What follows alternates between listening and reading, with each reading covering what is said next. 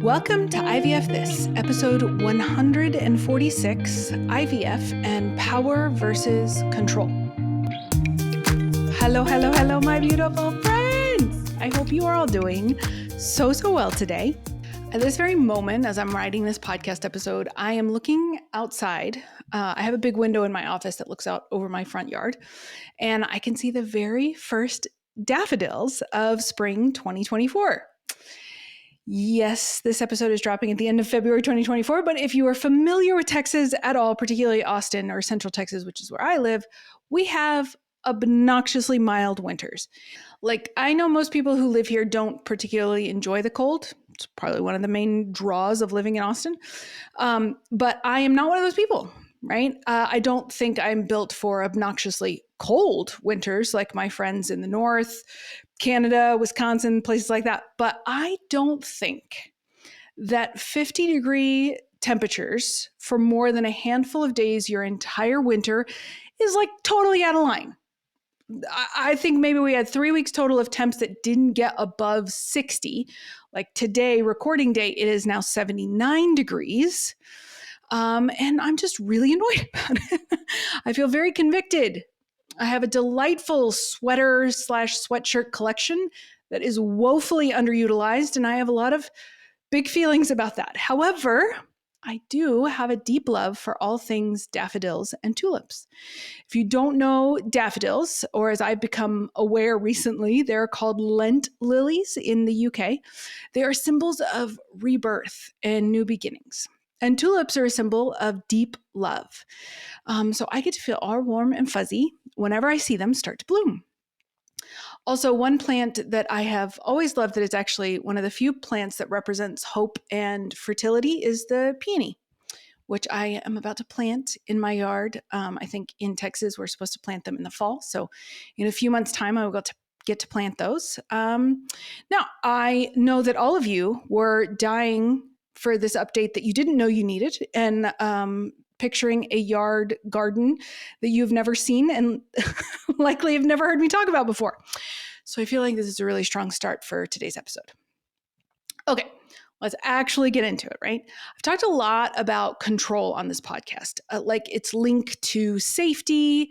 It's been interwoven in a lot of the topics that I've covered, as well as this idea of empowerment. But I don't think I've ever actually talked about them like in tandem, dedicating a specific or an entire episode to this. So that's what we're here to do today. I'm just saying that. I feel like that's probably a little anticlimactic after the amazing garden update, but stay with me because there's going to be good stuff in here too. So first we have to delineate power and control. So I want you to think of power as the ability to make something happen, and control is the attempt to make something happen exactly or as close to the way you want it to as possible. And if you're anything like me, you've probably heard of the definition of control and thought, yeah, I don't actually see a problem here. It's definitely me. And I have to say, it's not really a problem, except when it is, because you're trying to control or solve for something that you have no control over, right? i.e. infertility and IVF. Most of us expend so much mental capital, emotional energy on focusing on all of the aspects of the process, of the IVF process, that we do not get to control of, right? Anything that could be categorized under the question, what if, right? That doesn't mean it's not a human thing to do, because it's absolutely human. But what happens is that we hyper-focus on those things, mostly the outcomes, a successful stem cycle, a retrieval, the embryo development, maybe the chromosomal testing, and certainly the embryo transfers, implantation, and staying pregnant. And because we don't have a hell of a lot of control over these, and we kind of intellectually know that, we then live in this perpetual state of what I call restlessness, right? That feeling of being out of control. Now, if this is you, no shade, because like I said, I am absolutely a card-carrying member of this group. But we have to be honest with ourselves. This pattern of trying to control things, it didn't just start with infertility and IVF, or at least it didn't for me. And I get the sense from the clients that I talk to, because this comes up with just about everybody, that is also the case for them as well. I would argue that control, this aspect and desire to control, is an evolutionary trait as a person, as a human. And you might be asking yourself, well, how is the attempt to control evolutionary? That's a great question. I'm really glad you asked. There are a few reasons. Number one, it's our survival instincts. Throughout our evolution, the ability to control one's environment, one's resources, has been essential for survival. So early humans, we controlled fire, we hunted animals, we gathered food, we built shelter, all in the attempt to ensure our survival. So this instinctual drive to control certain aspects of our environment is so deeply ingrained in our biology. I did an entire podcast on this next topic, which is that sense of security. There's a podcast episode called Control and Safety Control, something like that. But control provides a sense of security and predictability.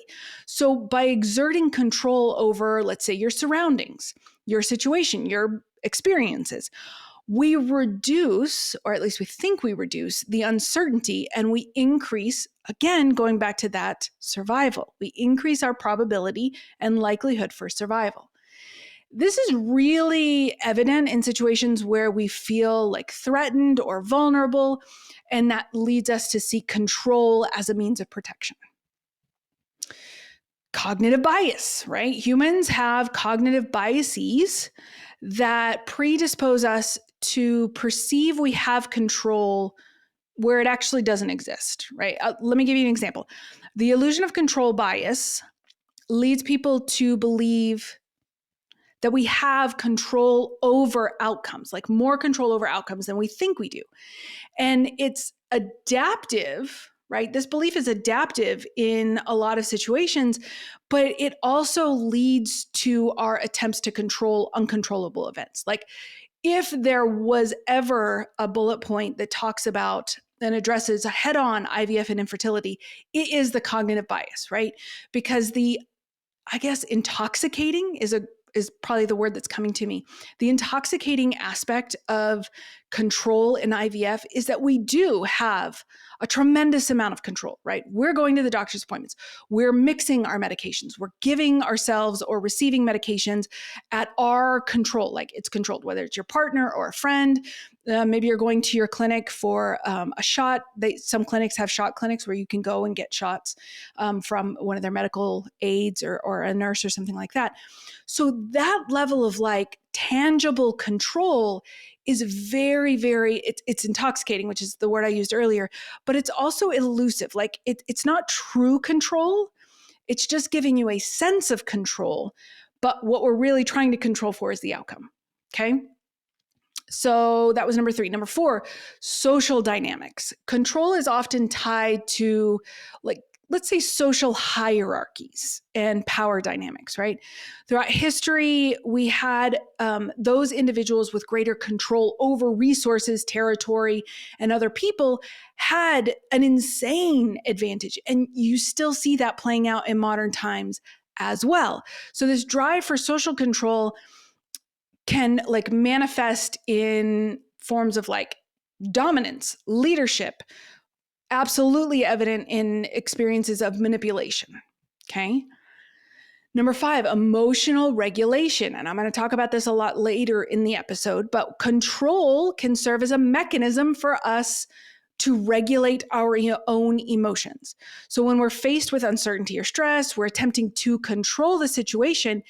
It can actually provide us with a sense of agency. And in that pursuit of that sense of agency, it can, for the time, as far as you can extend that control, can reduce some of the anxieties and that feeling of helplessness that we have.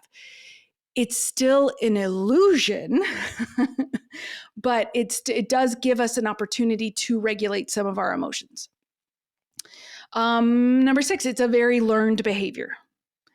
We learn from experiences that we can exert control over situations, scenarios, to get desired outcomes, to mitigate negative consequences. And that those experiences then reinforce that inclination to seek control in future situations, right? So that even when that degree of control is limited. And finally, cultural influences. Cultural norms and values also shape that tendency towards controlling things. And some cultures may place like a strong emphasis on individual autonomy and control, and others may prioritize harmony or acceptance of fate, right? That's very cultural, some religious practices, things like that. But those are all the reasons why I believe it is innately human to seek control. So it's clearly part of our makeup, but the question remains why? I alluded to it earlier, so I hope you were listening. Why do we try to control things? Especially in these situations, in the context of what we're talking about, IVF and infertility, where we intellectually know that we don't actually have control over the outcomes.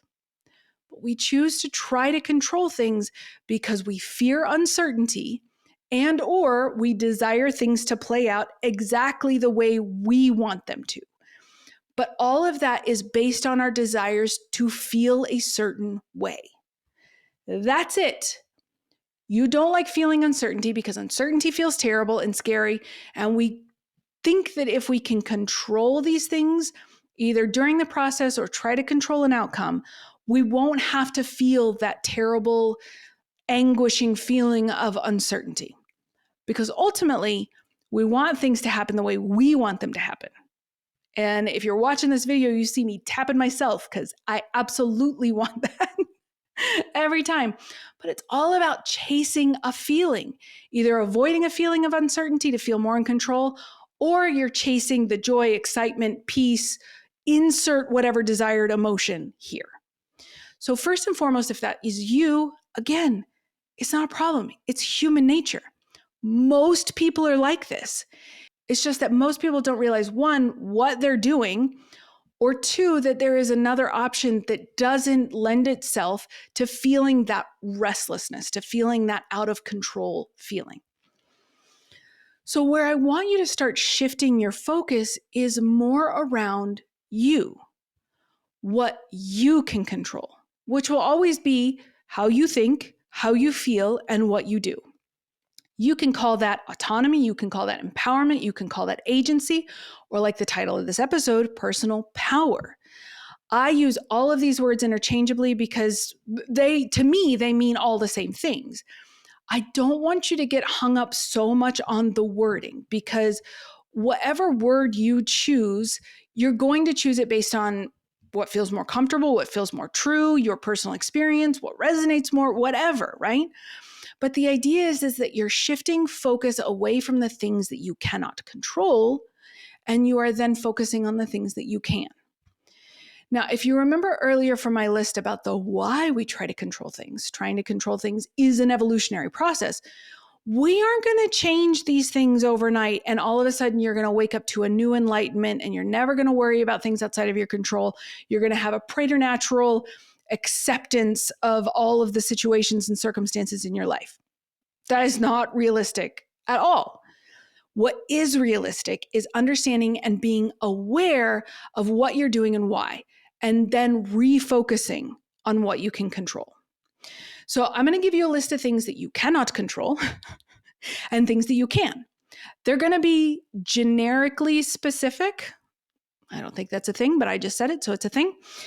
Because I want you to kind of use those as a template and make them your own, right? I'm going to give you kind of a generally specific umbrella that you can then put towards your own life. You know your life far better than I ever could, or anyone could ever, right?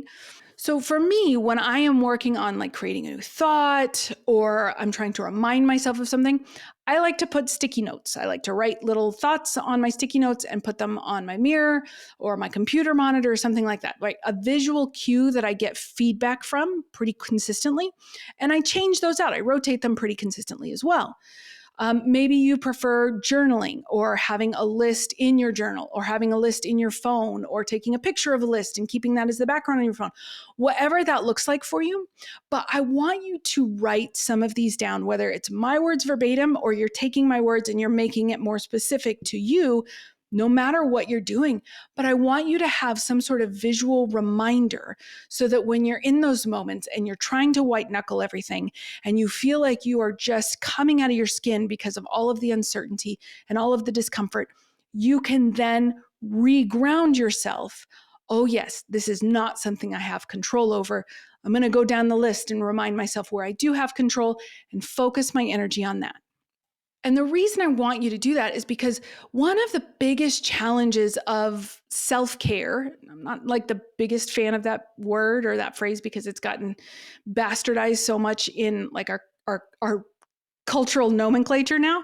But during IVF, taking care of yourself is very challenging because we become so tunnel visioned on getting that baby, on getting pregnant, on staying pregnant, getting that baby, adding to your family, right? We get so tunnel visioned on this to the extent that we actually forget in a lot of ways how to care for ourselves, right? And this is one of the most important ways that you can care for yourself. And I cannot overstate that. So before I get to the list, I also want to take a second with a caveat around acceptance, because acceptance is a huge part of this. But for a lot of us, acceptance is not like a great word. It's either a word that you have a working definition of acceptance that feels more like maybe resignation or giving up, which it's not. Or maybe you think that you have to be happy about something before you can accept it, which is also not true, right? Acceptance, at least in the way that I like to think about it, at least in the way it feels really true and resonates for me and how I teach it, is that you are just recognizing a situation for what it is and you're not arguing with it, right? Most of us argue with it. Like, this isn't happening. This can't be happening. I don't want this. Things like that. That is arguing with reality, right? But acceptance isn't something that comes naturally. And very often it's not something that doesn't come without some form of an argument, right? You probably have to argue with reality for a little while in order to get to a place of acceptance, right? Whether or not you intellectually see it as acceptance, whether or not you feel a peace around what's happening and equate that to acceptance, or whether acceptance is not even in the equation at all, it's just something that you deal with. So it's not a problem when the argument happens, it's when we stay in the argument, when we continue to argue, when we indulge in the argument, that's when it becomes incredibly painful for us. So I believe that the more we refocus our attention and intention to the things that we can control, acceptance then becomes a little bit easier. It becomes a little bit less of a struggle. Okay, so here we go. Here are some thoughts that might be useful as you start to kind of learn to release that control. And really the goal is to recognize where your power and your agency lies. Okay, so the things that you cannot control, how other people behave, what they say, what they don't say, what they do, what they don't do.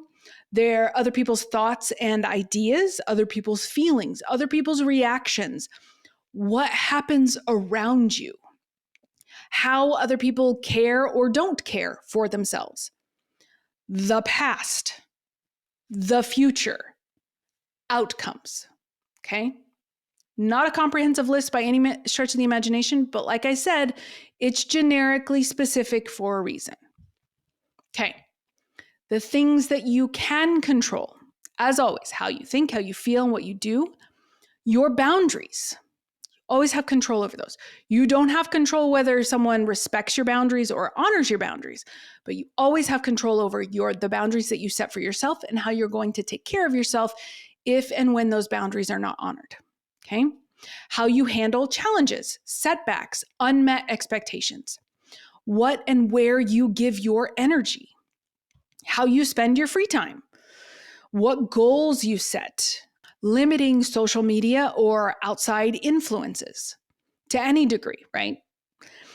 Asking for help, always within your control. Using your coping strategies. And most importantly, how you talk to yourself. How you talk to yourself, how you treat yourself is a greater determinant of your ability to cope with the absolute shit show that is IVF than any outcome or rah-rah mantra or anything like that.